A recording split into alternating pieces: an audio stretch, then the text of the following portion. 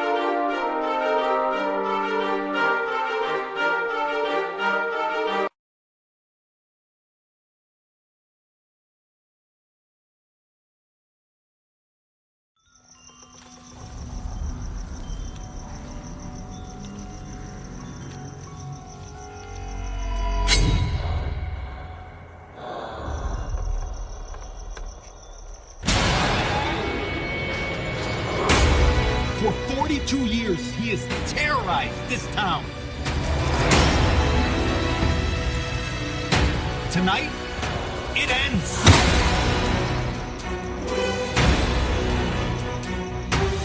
We need to stop this mother...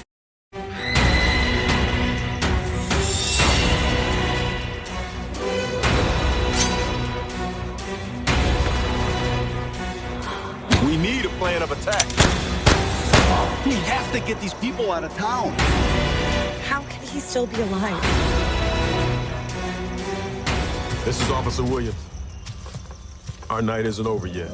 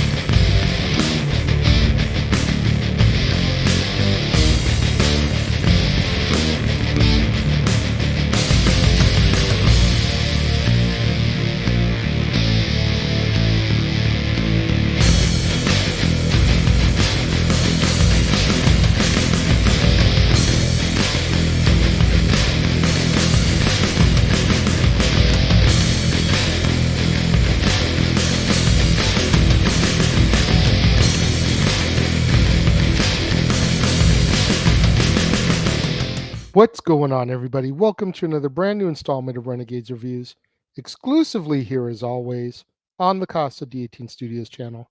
I, of course, am your host, the Renegade JJ Williams, and today we're going to mix it up a little bit and throw in a fan film that perfectly follows the events of yesterday's H2O.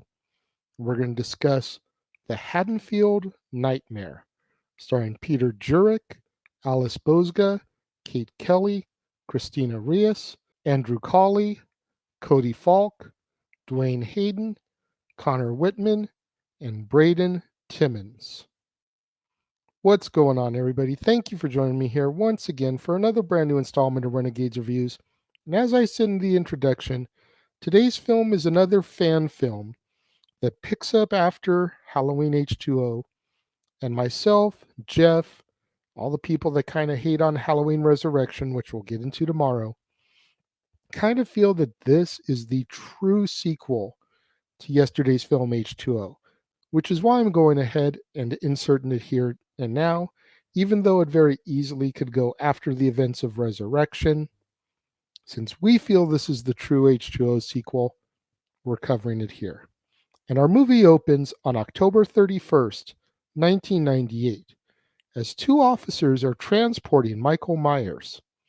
One of the officers is the brother of Marion Chambers, the longtime colleague of Dr. Sam Loomis, and he decides that he wants to kill Michael right there and then in retaliation for the murder of his sister. The other officer stops him just long enough for Michael to get his bearings and choke him before stomping Officer Chambers to death. We are then reintroduced to John Tate, who survived the events of Hillcrest Academy 22 years ago.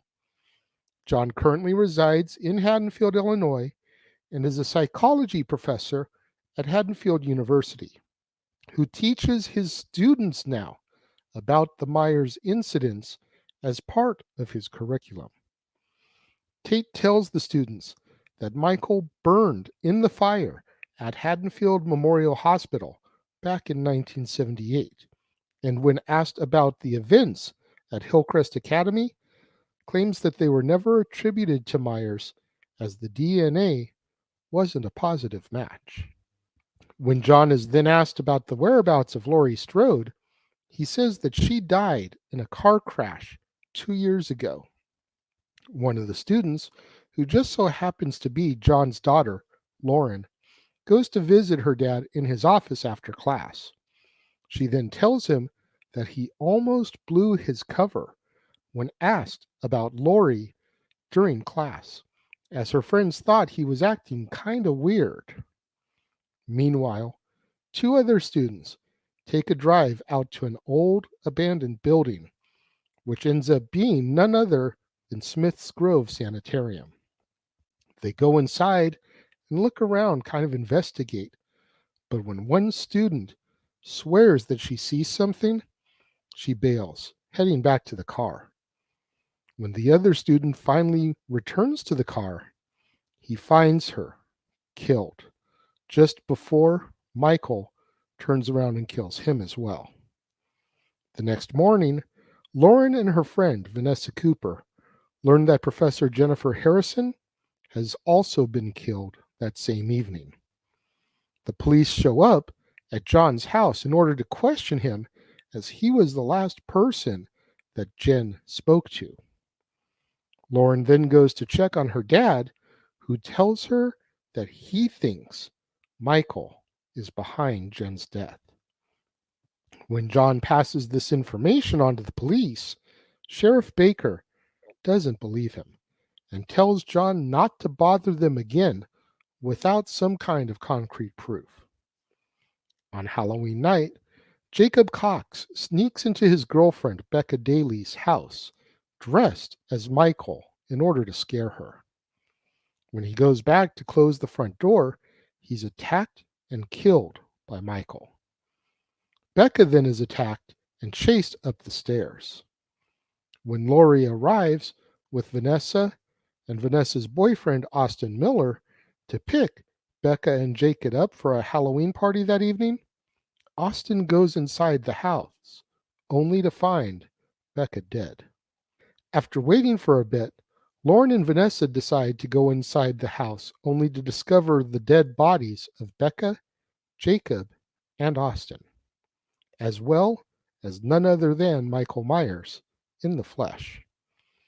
Lauren and Vanessa run out in terror and bump into the police, who take the girls to try to find John. Meanwhile, John is in pursuit of Michael himself in order to finally end things once and for all. John leads Michael back to Smith's Grove as Lauren, Vanessa, and the police follow them in hot pursuit. Lauren finds Michael and attacks him, but she trips and falls as she tries to run away. Michael catches up to her, but she is saved by Vanessa and Officer Johnson. Michael kills Officer Johnson while Sheriff Baker goes to find John and wakes him up.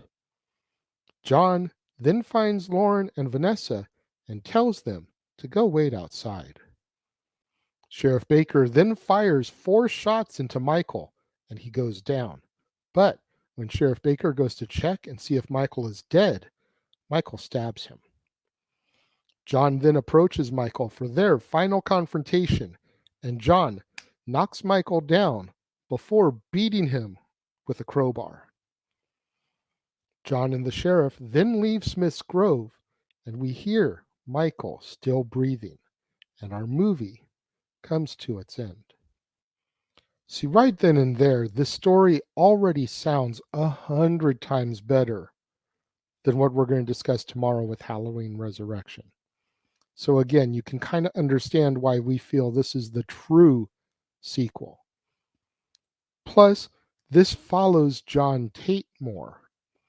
And it's like we know he survived yesterday's H2O installment, but we don't see him again in this timeline. And it's the John Tate saga. He's not in Resurrection at all. So, kind of have to have this in order for there to be a John Tate saga. Again, Haddonfield Nightmare very easily could have been done after Resurrection. The timeline and everything still would have worked out. The only thing that would have been slightly retconned is, as we know, Laurie Strode dies in the beginning of Resurrection, which takes place in 2001, 2002. Whereas in this one, John says that Laurie dies in a car crash 2 years prior. So her death would have been a little bit off, but be that as it may, it still is a perfect sequel to H2O. I thoroughly enjoy it. As a matter of fact, this movie is available on YouTube in its entirety for you to view. So if you've never seen the Haddonfield Nightmare, I'm going to go ahead. I'm going to link the video up here. Go check it out. Go watch it. When it comes to my rating of the Haddonfield Nightmare, now granted, it has its flaws, as all movies do. It is a fan film, so there's some of that that's got to be taken into consideration. But I give the Haddonfield Nightmare 3.5 out of 5 stars.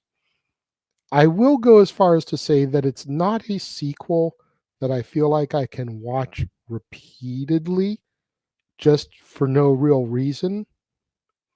But when you're doing the saga, when you're doing the franchise, when you're doing the timeline, have to throw this in there.